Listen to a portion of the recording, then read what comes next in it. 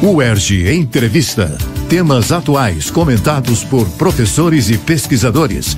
Um espaço para reflexão sobre o nosso dia a dia. No UERJ Entrevista de hoje, vamos falar sobre educação e o papel do professor. Para nos ajudar a refletir sobre esse assunto, convidamos a professora Giannine Pierro, da Faculdade de Formação de Professores da UERJ, FFP. Pós-doutora em Educação pela Universidade Federal do Rio Grande do Norte, doutora em Ciências pela Fiocruz, mestre em Educação pela UF e pedagoga pela UFRJ, a professora Giannine desenvolve projetos na área da formação inicial e continuada de professores, em parceria com docentes da Rede Pública de Ensino de Niterói e São Gonçalo, e participa do grupo de pesquisas sobre formação docente e práticas pedagógicas na FFP, onde coordena a graduação. Eu sou Eneida Leão e esse é o UERJ Entrevista. Professora Giannine Pierro, obrigada por aceitar nosso convite. Professora, uma das máximas do grande educador Paulo Freire é: ensinar não é transferir conhecimento, mas criar as possibilidades para a sua própria produção ou a sua construção. Nessa perspectiva, o que é educação? Qual é o papel da escola e da família? Paulo Freire foi um pensador admirável, né? E falava bem que o papel da educação é fazer a transformação. A educação só existe se houver mudança. E nesse sentido é que se insere o conhecimento, a dimensão da cidadania, portanto a dimensão da família, a dimensão do contexto social, tudo se dá nessa possibilidade da educação ser um processo de mudança. E o professor, qual é o seu papel no processo de ensino e aprendizado? O professor, assim, é um ator que tem em si o compromisso com a sociedade, com o conhecimento e com essa dimensão, voltando a falar do Paulo Freire, da mudança. Então, alguém que vai nas várias dimensões que ele trabalha, desde a educação infantil até o ensino superior, é alguém que deve estar sempre promovendo a possibilidade do outro crescer, do outro mudar, do outro aprender. Esse outro, a gente pode entender o aluno, esse outro também é ele mesmo, professor, que aprende no processo de ensinar. Esse é o lugar que eu penso que o professor vai sempre ocupando nos processos de ensino-aprendizagem. Esse lugar de promover, de investir, investigar essa mudança, esse crescimento. E crescimento não no sentido linear, mas crescimento no sentido de apropriação. De apropriação do conhecimento e apropriação do indivíduo, quer dizer, cada aluno entender o seu processo de crescer, o seu processo de se tornar uma pessoa. Nós vivemos na era do conhecimento, com uma maior facilidade de acesso às informações, tem internet, Isso. Google, Facebook, tudo disponível, né? Como é que a escola e o professor se inserem nesse contexto? Para pensar isso, para pensar essa dimensão do mundo que a gente vive agora, então vamos trazer um outro pensador contemporâneo muito importante, Edgar Morin. E ele vai falar dessa dimensão da complexidade. A gente vive num mundo complexo. Complexo não porque é difícil, mas porque esse mundo interage nessa perspectiva de muitas dimensões. Então a internet, a sala de aula, a história de cada criança e de cada família acontecem ao mesmo tempo na sala de aula.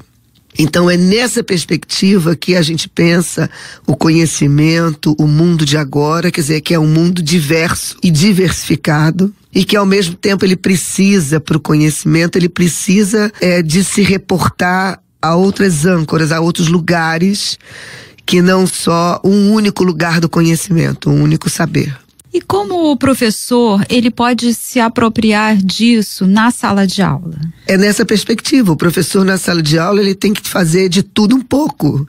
No sentido que, ao mesmo tempo que ele vai trabalhar numa classe popular, numa escola, né, de periferia, de classe popular e de uma instituição universitária no interior do país, ele vai trabalhar com o conhecimento local, ele também vai trabalhar com esse conhecimento mais amplo, esse conhecimento que não tem a dimensão do universal, mas é um conhecimento que vem né, dessas informações por todos os níveis. Então, se ele tiver acesso, enquanto professor, e a instituição escolar também tiver acesso às mídias, a todas as dimensões, o professor deve trabalhar com tudo isso. Deve estar junto, porque as crianças, os jovens e os adultos estão nesse mundo. É desse mundo que a gente está falando. Então, é nesse sentido que a gente, professor, tem que buscar esses caminhos. Um tema que vem gerando muita polêmica é o movimento Escola Sem Partido. É possível uma educação reflexiva, crítica e apolítica? Eu não acredito em nenhuma educação apolítica. Nunca a educação foi apolítica. Toda educação, e Paulo Freire vai dizer isso, é um ato político, porque é um ato de escolha. Escolher buscar o crescimento do aluno é um ato político. Escolher o conhecimento, escolher a dimensão da aprendizagem é um ato político. Não existe uma educação apolítica. Isso, de tudo que a gente conhece da educação, é inviável, assim, é incompatível. É alguma coisa descabida. Outro ponto também polêmico é o ensino religioso nas escolas. Como a senhora avalia isso em Estado laico? Pois é, então veja que coisa interessante. A religião faz parte da cultura. Portanto, ela faz parte da sociedade.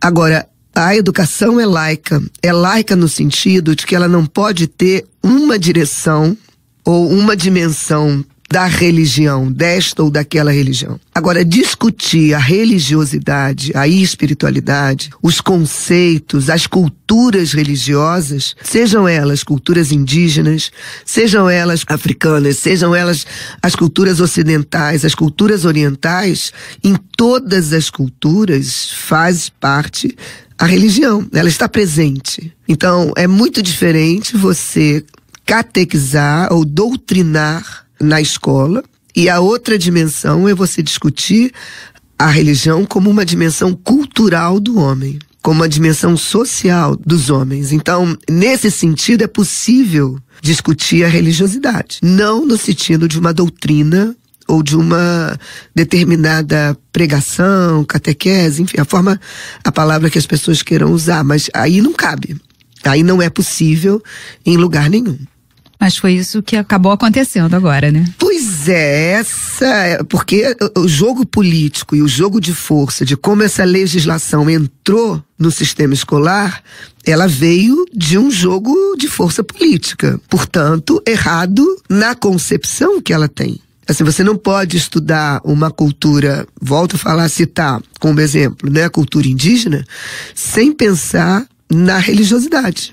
Porque essa dimensão do conhecimento, da relação do homem, no caso, do conhecimento indígena, do homem com a natureza, do homem com conhecimento, passa por uma dimensão espiritual. Isso a gente não pode negar, nem precisa negar. Esse conhecimento nos faz mais humanos. Agora, dizer que numa escola você vai ter um determinado conhecimento religioso, isso não serve para escola nenhuma. Professora, e a questão da violência nas escolas? Inclusive violência entre os alunos, entre aluno-professor, entre pais e, enfim. Como a senhora vê isso hoje? Essa é uma questão, assim, bastante contemporânea, eu penso assim, né? Na medida em que a perspectiva social e política do mundo que a gente vive hoje, que reforça a individualidade e o desejo de cada um, as pessoas às vezes perdem um pouco a noção do que é o coletivo, do que é o outro, de respeitar o outro na sala de aula, de respeitar outra família. Então, essa relação social hoje em dia, ela está construída em cima de outras regras, e das regras aonde a vontade de cada um e o desejo de cada um é muito fácil e muito necessário que aconteça. Então, de maneira geral, muitas vezes a gente pode não se preocupar com o outro. Então, eu simplesmente reajo, uma criança, um jovem, ou mesmo um adulto, reage ao outro, porque o outro é diferente, porque o outro falou de outra maneira, numa intensidade. E aí a agressividade é isso, é essa intensidade dessa reação que fica descabida quando a gente pensa em relação entre seres humanos. Às vezes eu acho que a gente tem, posso estar exagerando, mas que a gente está esquecendo que a gente é humano e vivendo às vezes uma vida ou algumas atitudes descola a gente da humanidade. A gente fica sozinho. Essas atitudes são muito solitárias, de matar o outro, de reagir ao outro, de lutar por uma mochila, por um celular, por um objeto qualquer, ou às vezes até por uma ideia qualquer. A gente, quando está fazendo essas lutas, quando a gente perde essa intensidade, esse lugar que a gente está de ser humano, de estar com o outro, aí a gente fica muito egoísta, né? Muito sozinho, e aí muito solitário. Então esse mundo, que é o mundo que a gente vive hoje, a solidão, esse isolamento, ele é muito grande. Diante de todas essas questões polêmicas, como é o processo de formação de professores? O que é preciso para ser um bom professor? Então, essa é uma pergunta muito boa e muito interessante, que nos permite refletir sobre o que é ser um bom professor, né? A dimensão do professor, da prática docente, do fazer docente, é uma dimensão relacional, sempre o professor na relação com o outro, e uma relação também com o conhecimento, com esse saber. Então, a formação do professor, ela tem que circular nessas perspectivas. Ela não pode ser só uma formação de conteúdo, também ela não pode ser uma formação só relacional, no sentido do sujeito, da sua história, da sua memória, do seu lugar de aprender. Ela tem sempre que estar circulando e articulando essas dimensões. Quando eu falo também da dimensão do conhecimento, eu estou incluindo aí as dimensões da cultura, da arte, da expressão, sem colocar cada coisa numa caixinha, mas dizendo que a formação do professor é uma formação muito diversificada, que é uma formação de alguém que se dispõe a trabalhar na sociedade. Então, o trabalho da gente, o trabalho do professor, não é um trabalho só para ele. Não é um trabalho que, no final das contas, ele teve o seu resultado. Mas o resultado dele é a aprendizagem com os alunos, e não a aprendizagem dos alunos somente. Então, formar esse professor, buscar um currículo, uma estrutura, no caso universitária, que dê conta dessa formação, é um trabalho interessante, é um trabalho desafiador que a gente busca fazer. E como tem sido essa experiência na FFP? A FFP é uma instituição particularmente interessante na medida em que ela é uma instituição só de formação de professores. Então nós temos 7 cursos de licenciatura.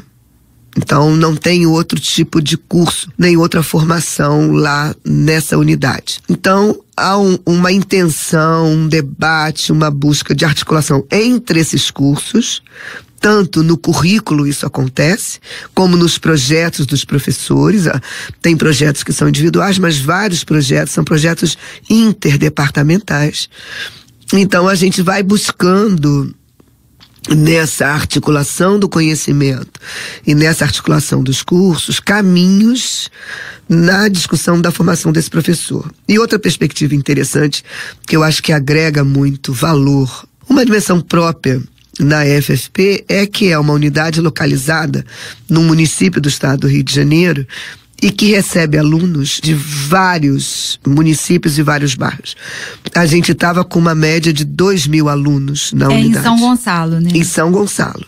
Mas a gente recebe alunos de Itaboraí, Maricá, do Rio de Janeiro, de Caxias, Santa Cruz. A gente recebe alunos de outros estados. Então é uma coisa assim, muito interessante. Você imagina que uma instituição que tinha, até esse processo todo de crise que a universidade viveu, a gente tinha 3.000 alunos. Em 7 cursos, nós temos 11 especializações, 5 ou 6 pós-graduações de mestrado e um doutorado, outro doutorado começando. Então, assim, é uma instituição de uma diversidade muito grande, mas o foco dela é a formação de professores. Então, nesse sentido, é uma instituição que tem um direcionamento para a questão da formação docente.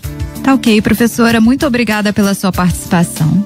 Obrigada a você, né? Obrigada pelo convite, e quero assim deixar meu registro do quanto importante é a gente na universidade ter esse espaço de conversa, de divulgação, né? E de socialização dos trabalhos e das práticas que a UERJ faz. Obrigada. Nós conversamos com a professora Giannini Pierro, da Faculdade de Formação de Professores da UERJ. Se você tiver alguma sugestão de tema ou entrevistado, mande para nós. radiouerge@gmail.com. UERJ Entrevista. Equipe técnica: Daniel Barros, Cleidson Augustos e Eduardo Sobral. Locução: Alfredo Fará. Produção: Rádio UERJ. Realização: Centro de Tecnologia Educacional, CTE SR3.